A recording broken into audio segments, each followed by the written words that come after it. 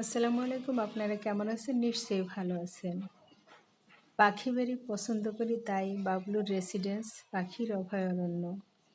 পাখিরা নির্বিচারে ঘুরে বেড়ায়, কারণ ছাদ বাগান আছে, সামনে বাগান আছে। এরা ফলের আশায় প্রত্যেকটা গাছে তারা বাসা বেঁধেছে। এই বাসাটায় ৩টা ছানা এসেছে। আমি যখন ভিডিও করতে গেছি এখন চুপটি করে আছে। অবশ্য ওদের এখনও চোখ ফোটেনি।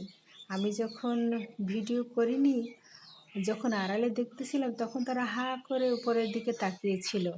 এখন দেখেন কী কৌশলে তারা চুপটি করে আছে।